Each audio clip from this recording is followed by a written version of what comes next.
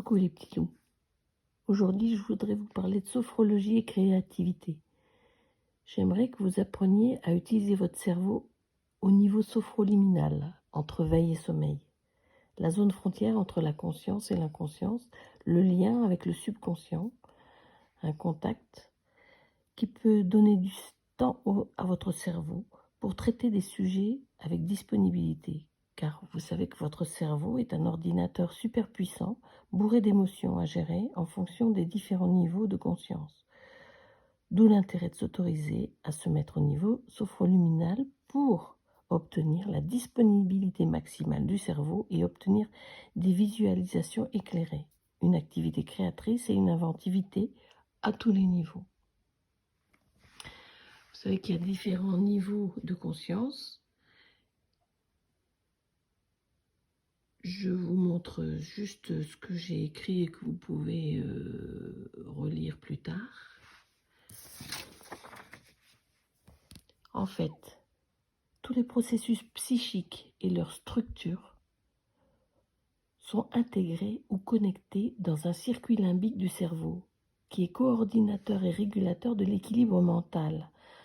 Ce processus conscient les plus élevés va travailler sur la personnalité, le comportement, le caractère, la capacité de jugement.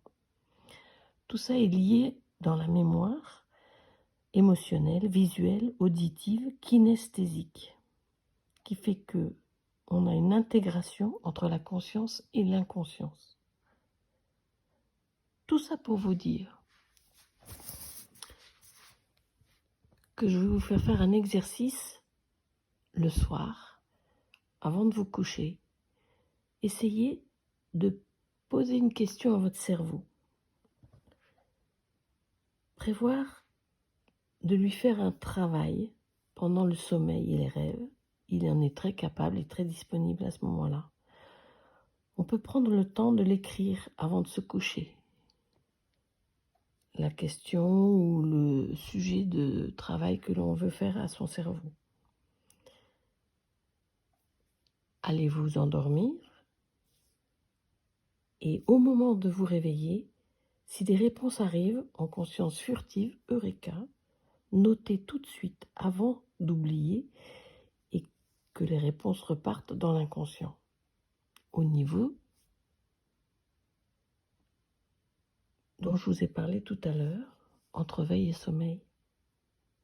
Le cerveau doit pour la journée rester vigilant aux automatismes et à la sécurité du corps et donc sera occupé à autre chose.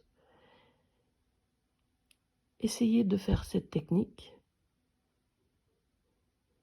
et obtenir des réponses à des questions en utilisant votre collaboration entre le conscient et l'inconscient et le subconscient.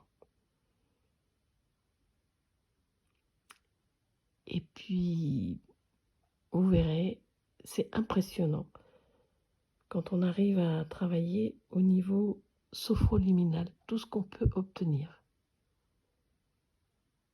Allez, salut les petits loups, bonne nuit.